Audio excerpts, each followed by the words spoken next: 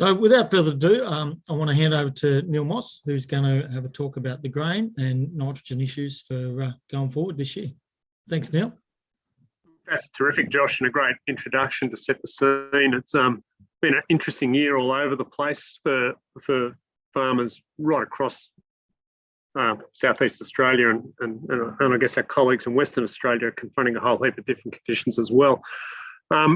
Look, today I thought we'd touch a little bit on a little bit more detail on some of the grain issues I think we should be thinking about this year. I think it's important to have a bit of an eye over the horizon to what's happening out west, but also perhaps a little further over the horizon, what might be happening over the ocean with our decision making. And it's also going to be very important for us to reflect on the seasonal conditions around harvest this year. After that, we're going to have a little bit of a chat again about some of the nitrogen issues and just putting a few numbers there that might help people with some of their decision making in the space. I guess we're quite happy at the moment that we've seen some improvements in milk price, which I think are certainly helping. There is a well-founded perception that a lot of those price benefits have perhaps been eroded somewhat by some of the increases in input prices, and nitrogen fertiliser has certainly been a focus of one of those. So we'll talk a little bit more about that as we move forward. But I think there are some real options, I guess, for us to be more focused on how we use nitrogen on farm, and I guess working to optimise its efficiency. So the value we were getting out of our lower cost nitrogen, we can probably get a lot of that value still out of higher cost nitrogen if we use it a little bit smarter, and maybe integrate some of the other agronomic issues that Josh will touch on, or we'll touch on a little bit together with respect to the legume infusions and what we can see happening there. So I've just got to make sure my screen's actually working here, Josh. So I am meant to request remote control again. Request, Josh, I think you might just have to allow me to do the remote again. So awesome. All right, so here we go. Hopefully we're going to go down the page. Yeah, Josh, you might just have to move forward a slide for me if you can at the moment. All right, so look, let's quickly reflect on the harvest conditions. We all know that we had sort of record grain harvests this year, but these were severely interrupted and impacted by wet conditions. One of the challenges when we have these amazing seasons out west is that it can have a huge impact on grain quality and also hay quality, which we probably won't touch too much on today, but the grain quality is something that we really need to be mindful of. We've certainly seen some major problems, I think, with barley as it's coming in around onto properties, with a lot of very light grain, a lot of contamination in the grain with respect to chaff and other bits and pieces that we really don't want to be there, and a lot of variability in size in that grain. There's also some risks, I guess, with contaminants such as mycotoxins, things like ergot and other damaged grain in some of the batches that we're seeing. Similarly, there are a few challenges getting the wheat off, and we've seen a fair bit of shot and sprung grain.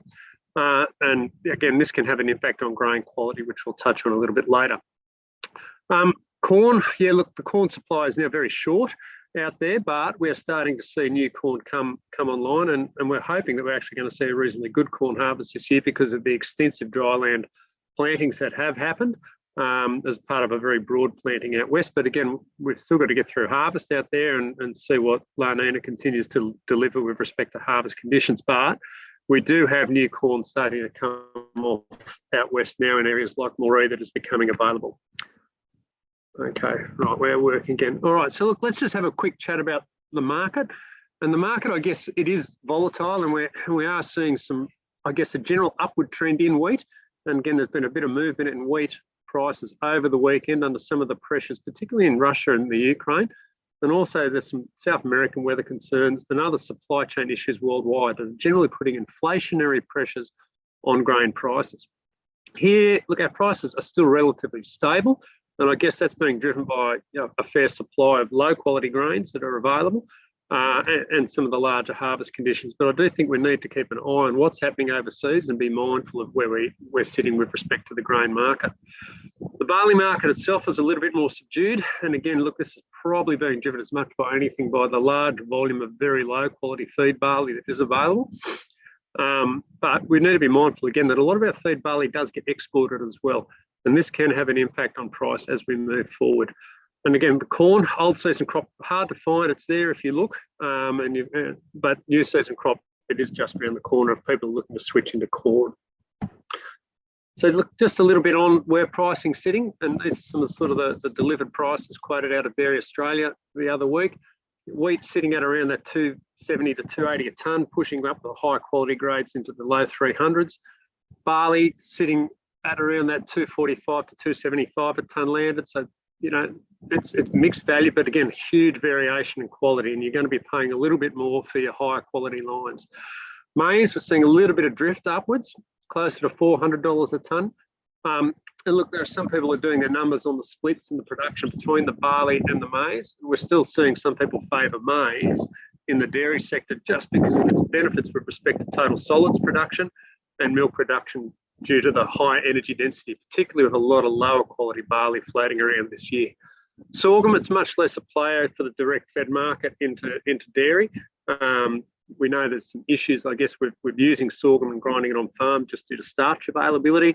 It's more in there for the processors. And I guess if we start seeing sorghum come off at prices like that, it may start working its way into some of the pelleting operations, because, again, we know that pelleting and heat treating sorghum will greatly enhance its starch availability in the rumen. And I guess this area here is about where we are. It's sort of fairly similar to our prices on the 5-year average, certainly up a little bit based on last year. Okay, and I guess the trend, you know, we'll probably see this drift out until March, May in pricing, some stability there. And I guess it'll come back to what our opening conditions are for planting as to where we head with pricing after that. At this stage, I think we can be pretty confident that we're going to get some pretty significant plantings out west, despite some of the issues with input pricing. Because I think, you know, across the board, we've got some really substantial moisture profiles in those western areas that I think are going to drive a reasonable amount of confidence for people putting in some feed, and the midterm forecasts on weather are looking reasonably good. So I guess, you know, it's really important to focus on the quality issues, because this is one of the things that we often feel a little bit stranded with in the dairy sector. But I guess, you know, just refreshing what's important and what we need to be focused on with quality is, I think, you know, a very worthwhile exercise to go through. So as we've touched on, the pricing is similar. It's slightly higher last year, but this quality is highly variable and generally a lot lower. And in particular, what we're seeing is a lot of low test weight barley come in. So we'd normally know that the minimum specification for F1 barley, I think it's about 62.5 kilograms per hectolitre. So that's basically 62.5 kilograms per hectolitre refers to about 62.5 kilograms per 100 litres. So it's a density rating when we talk about test weight. And what we're seeing this year is a lot of the barley is drifting well below that specification. We try and get our clients to focus on chasing barleys that are in the mid-60s if they can find them. And again, these are just going to handle better in the mills.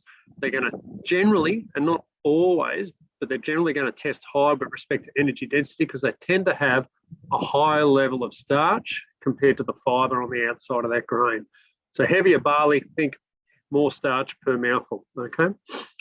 Our wheat, again, we've got some lower test weights out there again this year, and lower falling numbers. Now, the falling numbers is an indication of whether or not some of this barley may have shot in the head.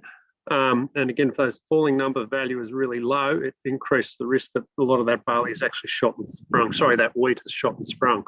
And again, there's also likely to be increased screenings, which are smaller grains in a lot of these grains. Okay, and lots of retentions, or these large particles, okay, of chaff and the like in the grain. But again, for our wheat, a minimum feed wheat spec is about 62. Australian general purpose wheat about 68. And again, we'd probably, you know, suggest that people drift more into that AGP or higher range, you know, with 70 plus with respect to what they're chasing if they're using wheat, and similarly triticale. One of the other things that we're seeing in a lot of the grain is a lot of water discolour grain. So we can see just a grey stain, which may not be too big an issue, but it can indicate a higher potential for fungal contamination and what we call ergots. And I'll come back to that a little bit later, because we know that some of these funguses, in grain can actually have a significant impact on animal health and productivity. All right, now where are we, Josh? It's just blocking me from moving forward. There we go. So why is your grain quality important? Okay, and again, I think this is just something to focus on, and it's something that we forget a little about. Is that grain is actually Josh is going to talk a lot about the importance of pasture, but the reality, grain is just as important in our feeding systems, and it's certainly not a generic commodity. Just like pasture is not a generic commodity. It can occupy up to 40 to 45% of a lot of diets and people's total feed budget. So we're highly leveraged to being in or out 1 or 2 megajoules in quality with respect to our grain as we move into these dairy systems, and particularly in higher stocking rate enterprises, which are more reliant on grain, your grain quality becomes absolutely critical. So look, generally we see higher weights correlates with a higher starch content and quality, and we've already mentioned that previously. It's not an ironclad guarantee, and there can be some variability around that, but in general, higher weights are generally going to correlate with higher starch content and quality. And again, that higher quality is going to feed into better milling. So what we're also looking for with respect to grain or in selecting grains is not just a higher test weight if possible, but we also want a very even grain size. Okay, and this is particularly important with people using roller mills, all right, because if we have a lot of really small or pinch grain within that, what we call the screenings, a really small grain size, then we have a lot of challenges actually setting our processes up, our roller mills in particular, in such a way that they can actually access or crack that grain. Again, if we've got lots of trash in the grain, okay, it's an unmillable product, and again, it's not grain. So you're paying for kilograms basically of very poorly digestible chaff if we have a lot of that in there. If we have low falling numbers, it implies that some of that starch in the wheat may have been utilised to support shoot development and shot grain. Okay, so again, look at the falling numbers on the wheat, test if it is available. It's not going to be declared on some of those grades of wheat, but if you're working in the higher grades of wheat, HFP or higher, sometimes falling numbers will be given. And again, if we've got stains or ergots in there, and I'll show some pictures of that shortly, we need to think very seriously about fungal contamination and the potential for mycotoxin issues. So again, there is value, particularly if you are on a line of grain of getting some of your grain feed tested. If you've got one trusted supplier or someone that you're working through and buying from, getting that feed or that grain tested, or before you even commit to a large line, if you're looking to contract, can be a really worthwhile process. And I guess the feed testing is really important for a number of reasons. Firstly, it gives you an option potentially to go and look for something that might be better. Secondly, I guess it allows us to account for that grain when we're putting the rest of our ration together, and gives us some realistic expectations of where production may sit. Okay. Neil, I guess really you made a really good point around that quality and focusing on it, because it's something that probably doesn't get done enough of. And 1 megajoule probably doesn't seem like much, but it's it's basically 10%, isn't it? So 10%. Absolutely huge. No, it's huge, Josh. And if we look at someone even feeding a low grain input level of about 5 kilos, if it's a megajoule out on what their expectation is or what they're planning, that can be a litre per cow per day. So the multiplier across that on herds across years is profound. So putting the effort into insisting that you're getting your grains at least screened for test weight and quality, and doing the feed testing to know what we've got can have a huge impact. And if we translate that for some of the differences we're seeing, and we can see up to 2 megajoules difference in barley from really poor barley to high quality barley, that impact across diets across years is huge.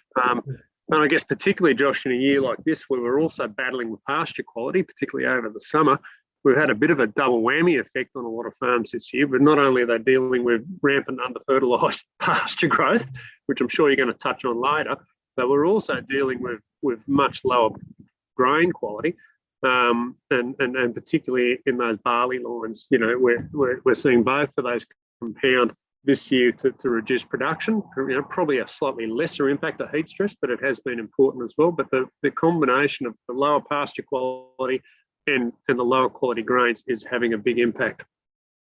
Okay, so we'll go to the next slide, Josh, and we can get that to work. Yeah. So quality control, I guess a few things to think about. Firstly, work with a reputable supplier that backs the product. Okay, and this goes, I guess, with anything that we're doing in biz. There are some grain merchants out there that are excellent, that are very willing to go out hard and look for exactly what you want. But there are some out there that occasionally slip in a load, which is something that we don't want.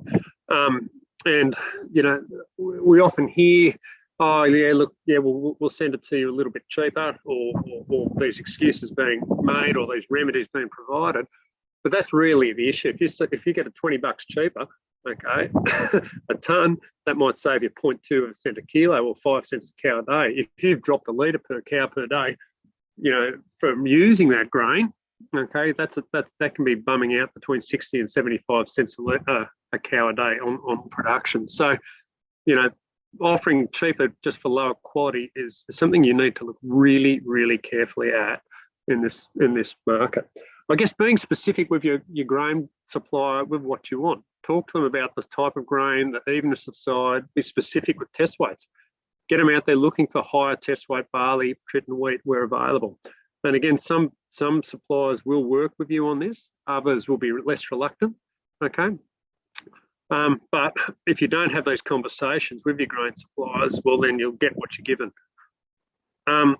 I think it's important to request quality certificates with test weights and protein levels, and declarations on screening and contaminants from your suppliers, and most of them should be able to do this.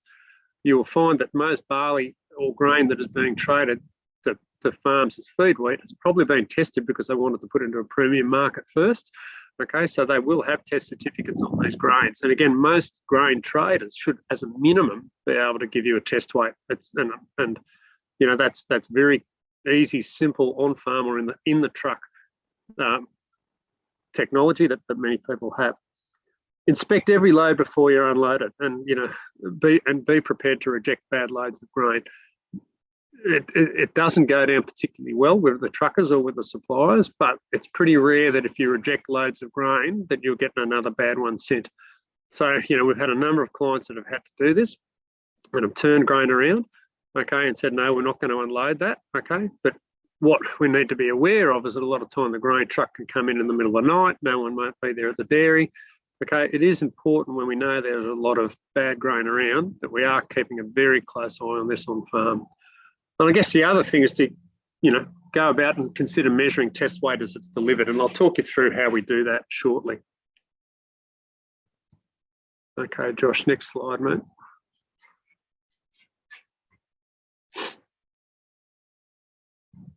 All right, so look, testing grain weight, and this is a simple test grain unit.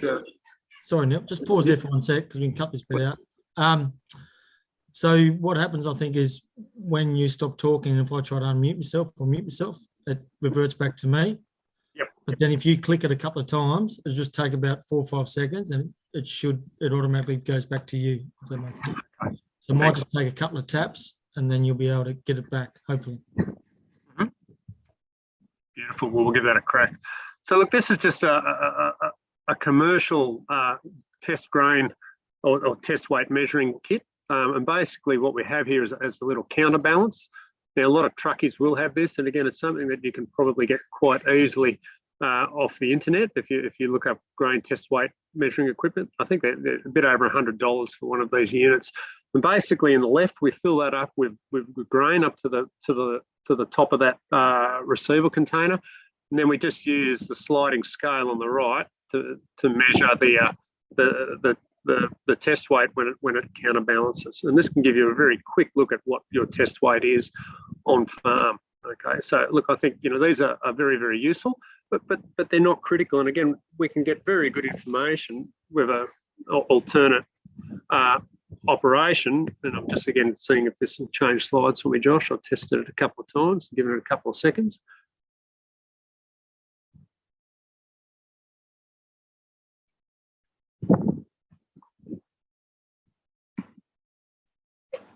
There we go. All right. One of the ways that we can do this on farm is quite simply with just a 1 litre measuring jug. So if you've got an accurate 1 litre or even a half litre measuring jug, we can do the same calculation on farm, and all we really need is a 1 litre jug, you know, with a very clear top line on it and a set of electronic scales. And basically, the process for testing grain weight on farm is quite simple. Firstly, we collect a neat 1 litre of that grain, and it's best to collect that midstream just as it's being unloaded, because that's going to represent what's coming through. Don't go scooping it out of the bottom of the auger at the end, because you're going to find there's going to be a lot of collected trash in that situation. Then we weigh that very accurately, and it's important before you put the jug, collect the grain, that you've actually tared the scales and make sure you've accounted for the weight of the jug. Then if we get that weight in grams of that jug, and it might be, for example, 650 grams, then we divide that number by 10, and that's going to give us our test weight. So it's as simple as that. There's no muck and mystery to this or magic. It really is just a density measure. So if we know that it's 650 grams per litre, we divide that by 10, it's effectively going to be 65 kilograms per hectolitre, or a 65 test weight grain that we're working with. And it's important then that we repeat that a few times at different parts as it's being unloaded. And again, you know, we can do this quite simply on farm with kitchen scales and with a jug, right? And there's a lot of reasons why we want to do this. Yeah, again. Okay. So test weight of grain is going to be important, because it's going to influence, firstly, it's going to give us a good reflection of the quality of the grain and the protein content of that grain to a degree. It's going to impact our ration balance, all right, and the total energy in the starch being fed. It's really important that we're thinking about it, you know, because the amount of mixes used, particularly in volumetric or timed systems, don't rely specifically on weight most of the time. They rely on timing and volume. Okay, and if we're getting those timings and volumes wrong because we've suddenly got a lot of heavier grain or lighter grain, it can throw our ratios out of what we think we're mixing quite dramatically. Okay, and similarly, the amount dropped in the dairy is going to be greatly influenced here, because again, dairy drops are not generally done on weight, they're done on time, 1, 2, 3, 13, 15 seconds, depending on what we're doing. And there can be a huge difference in what's being dropped as we move between different feeds. So I think, you know, it's important to test each load, always test on the change of grain type, for example, from barley to triticale or trit to wheat. And again, it's important that you're checking any pre-mixed mashes and pellets as well. So look, the table here on the right just gives a bit of an example of the difference that we can see as we move through test weights and the amount of grain that you might be feeding. And this is all if we had a timed-based system set at, say, 6 kilos per cow per day. If we're operating with, on average, a 60 kilogram test weight diet, 65 kilogram test weight diet, at that 6 kilos, that's where we've got it calibrated. If all of a sudden that dropped to 55, or some light grain came in, light barley, we'd only be feeding 5 kilos. Similarly, if you made a change to wheat, okay, or triticale, what we thought was 6 kilos would be closer to 7 kilos, okay? And again, that can have a pretty big impact on a number of things. I guess, yeah, if we just summarise again, if we're not recalibrating and keep an eye on grain, it can have a number of significant implications. Firstly, we can be operating in a zone of underperformance that we're not anticipating because we're not feeding the volume of grain or the amount of grain that we think we're feeding. Secondly, you know, if we continue to do that, that can lead to significant condition score loss. And again, if we're overfeeding, the flip side might be that we might get excessive condition score gain. If we are underfeeding grain compared to what we expect, we also run the risk of significant dietary imbalances and things like acidosis.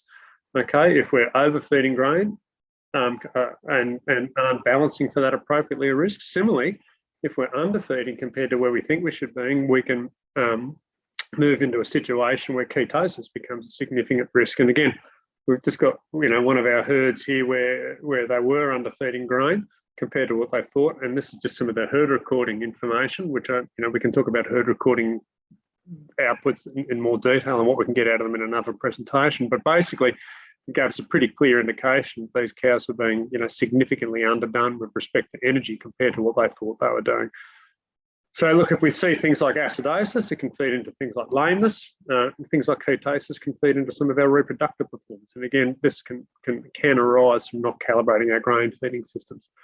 Similarly, the impact on milk solids can be profound, and that can work in both directions.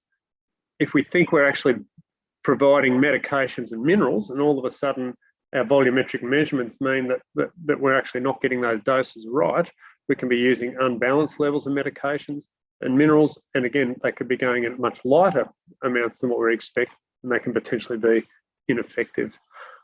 At the business level, we can lose control of inventory. All of a sudden, we're using a lot more grain than we think, or a lot less grain than we think. Okay, and that can have implications with respect to your ordering and reordering. And we've seen people suddenly run themselves out of grain, okay, because they got through their grain, 5, 6, 7 days quicker than they thought they were going to, or they've had grain turn up and they haven't ploughed through it as quickly as they were expecting. This can impact budgets, and again, it can have implications for feed wastage as well. So look, there's a lot of reasons why we really need to be looking at grain quality, and again, regularly recalibrating and checking the amount of grain that you're feeding, and doing those test weights is a very important process. All right, just a quick look at contamination risks and the risk of mycotoxins, and I think these are real. And I guess, we have a lot of grain harvested under wet conditions, and a lot of that grain getting quite wet in the head. We do see an increased chance of moulds and other nasty mycotoxins forming. So, much of the grain has a bit of a grey stain this year, but the things which we really probably need to look out for are some of these pink grains. If we're seeing pink or discoloured grains individually within a group, they can be a bit more significant. And one of the significant toxins that they may contain is one called fusarium. Okay, and this produces a toxin called DOM, or vomitoxin, and that can significantly reduce performance of cattle. Similarly, if we see DOM there, or DON, it can indicate that there's going to be other mycotoxins present in there as well that might be, equally or more damaging. The other thing to keep a close eye out for are what we call ergots, or these black bodies, okay? And again, these are fungal contaminants in the grain, and they can have a significant impact on cattle. They can cause increased risk of heat stress, and basically they act by causing what we call vasoconstriction, or constriction of the veins. And this can infect or have very significant impacts on the skin, extremities. It can increase risk of lameness and foot damage.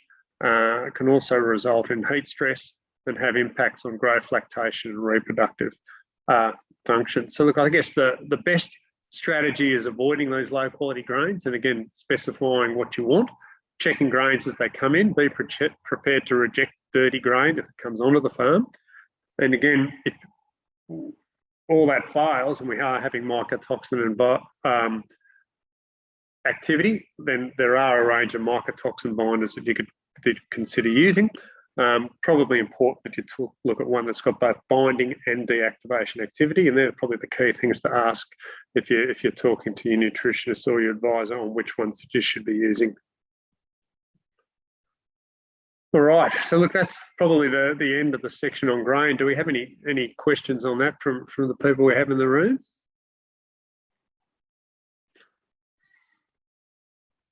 Neil, I've got one. In terms of, you're working closely, obviously, with a lot of dairy farms, have you got an example of, in the last few years or even the last 12 months, of someone, what it meant dollars-wise or concept-wise of actually going, and I guess grain's one, but I always talk about silage and hay and getting them tested as well. And I've got experience not long ago of someone that, was buying hay. They're plugging it in, thinking they're feeding a set amount based on the quality they thought they brought. And then they've gone and tested it, and it's just nowhere near it, and the damage that's doing to their business. Look, Josh, we do see numerous examples of this, and I guess we try and encourage our clients to monitor these things and try and head them off. But sometimes you just can't, or you get caught, or you turn your back, or the grain turns up in the middle of the night. And it's in the silo already. And look, we've certainly just recently had a farm where we saw about a 1.5 to 2 litre drop from bad grain, and we saw that result in reduced production. So we put that on that farm. That was in excess of $1 per head per day across 300 cows. So that's $2,000 plus a week. That was costing that enterprise, and since they've changed that grain back to where they were, that has been reversed. So it's real, and the problem is when you have a trusted supplier that occasionally lets you down, Or, you know, it's really hard to put it all on the supplier itself because they often subcontract out to the truckie to go and source it. And there can be issues with that supply chain management upstream that just mean that we do see problems with these things occurring. So look, these are real and common issues. And similarly, we've had some of these issues around calibration where lighter grain's been fed. They were feeding 1.5 kilos less than they thought. Yeah, great. They were saving some money because they were feeding less grain. But the flip side is that the production, you know, was suffering, you know, similarly, you know, and reflected at least probably across that ration. There was a drop of about 1 kilo being fed compared to what they thought. And yeah, look, there'd been a little bit of reverse substitution of pasture, but the loss there was in excess of 1.5 litres per cow per day as well. Okay, so yeah, the grass was cheaper, but feeding more of that grass in that situation was actually reducing production compared to feeding more of the grain. And I guess this is one of these really challenging issues, particularly when we've got a low quality grass base, you know, is what's more economical, you know, driving more low quality grass into animals, or, you know, is sometimes doing a little bit more and managing that quality and perhaps forcing a little bit of substitution or feeding a bit more concentrate, particularly in a high milk price environment.